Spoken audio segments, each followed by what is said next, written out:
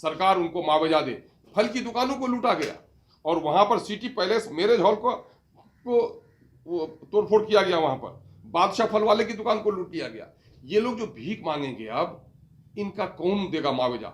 सरकार को टैक्स जनता देती है, जान माल इज्जत आबरू की पहरेदार है सरकार, और अगर उसमें फेलियर है तो जिनका दुकान लुटा उनका मुआवजा देना सरकार की जिम्मेदारी है।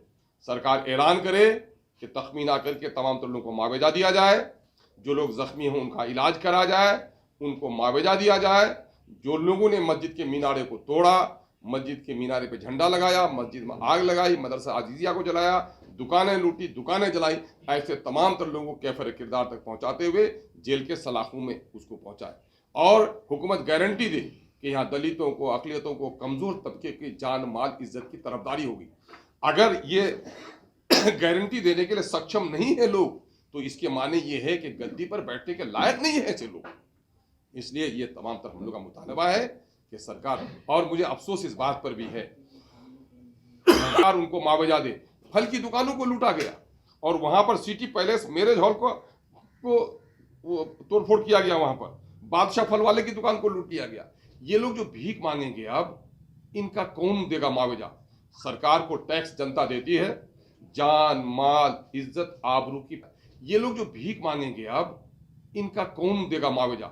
सरकार को टैक्स जनता देती है, जान माल इज्जत आबरू की पहरेदार है सरकार, और अगर उसमें फेलियर है तो जिनका दुकान लुटा उनका मुआवजा देना सरकार की जिम्मेदारी। एआईएमआईएम के प्रदेश अध्यक्ष अख्तरुल ईमान ने बिहार शरीफ, सासाराम, रोहतास, लखीसराय की घटना का जिक्र करते हुए बीजेपी और महागठबंधन पर हमले बोले।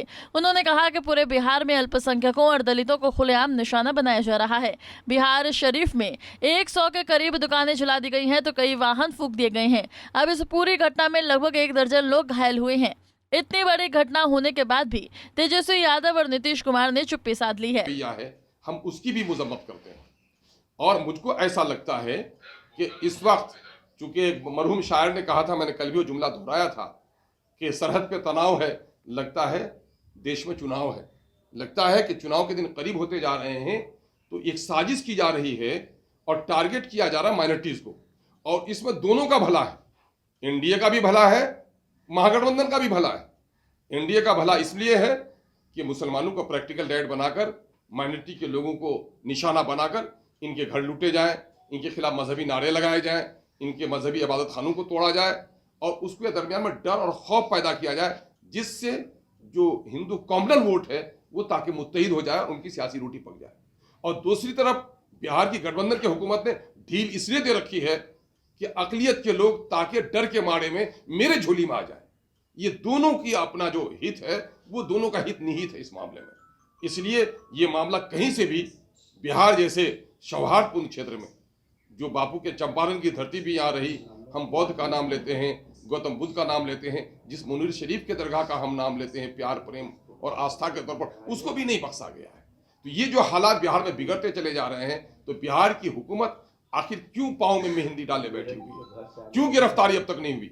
और जिन ऑफिसरों की लापरवाही के नतीजे में ये सारे वाकयात हुए, उनको वहां से हटाया क्यों नहीं गया, सस्पेंड क्यों नहीं किया गया? ऐसे लोगों की नौकरियां चली जानी चाहिए जो लॉ एंड ऑर्डर को मेंटेन नहीं कर पाए। तो बिहार की हुकूमत जो गाल बजा रही है, तो ये हालत क्यों है? बीजेपी के पेशानी पे तो फसाद कराना लिखा हुआ है ही, उसको तो फसादी में मजा आता है। लेकिन बिहार की हुकूमत जो कह रही है, चूंकि मैं इसलिए कहता हूँ बीजेपी का नाम, चूंकि जो वहां पर जो रही के दुर्गा वाहिनी के लोग थे, वहां पर सेना के लोग थे, तो इस तरह के जो लोग थे वहां पर, तो इस तरह के लोगों ने ही इस तरह का हंगामा किया है। इन तमाम तो लोगों का जो रिश्ता है, ये हिंदूवादी इन संगठनों का जिनके जरिए से जुलूस निकाले गए, इनका रिश्ता बीजेपी से रहा है। तो इस तरह की जो घटनाक्रम हुई है, बिहार के लिए अच्छा नहीं है, बिहार के जनरेशन के लिए अच्छा नहीं है, बिहार की तरक्की के लिए भी अच्छा नहीं है। मैं देश के और राज्य के बुद्धिजीवियों को भी से निवेदन करना चाह रहा हूं कि बिहार में अगर शांति और सौहार्द कायम नहीं होगा, तो वो बिहार जो खनिज से वंचित बिहार है, वो बिहार जो इंडस्ट्री से वंचित बिहार है, वो बिहार जो रोजी रोटी के लिए प्लान करना जिनकी मजबूरी हो गई है, मजदूरों का प्लान हो रहा है, शिक्षा के लिए प्लान हो रहा है, हमारे जो ब्रेन ड्रेन हो रहा है, अच्छे पढ़े लिखे लड़के बाहर जाकर नौकरी कर रहे हैं, चूंकि अवसर नहीं आ रहा है, तो बिहार कैसे तरक्की करेगा? इस तरह की घृणित घृणित माहौल में, डर के माहौल में, तनाव के माहौल में, दंगे के माहौल में क्या बाहर की कोई कंपनियां आकर यहाँ पर अपना काम शुरू करेगी? नहीं करेगी। तो इसका नुकसान सिर्फ कम्युनिटी को नहीं होने जा रहा है, बल्कि हमारे आने वाले जनरेशन को उसका नुकसान होने जा रहा है। बता दें कि इस मौके पर उनके साथ आदिल हसन प्रवक्ता भी मौजूद थे। पटना से अभिषेक कुमार, पंजाब केसरी टीवी। हमसे जुड़े रहने के लिए हमारे YouTube चैनल को सब्सक्राइब करें और नई वीडियो की नोटिफिकेशन के लिए बेल आइकॉन को दबाएं। अगर आप ये वीडियो Facebook पर देख रहे हैं तो लाइक जरूर करें और ज्यादा से ज्यादा शेयर करें। धन्यवाद।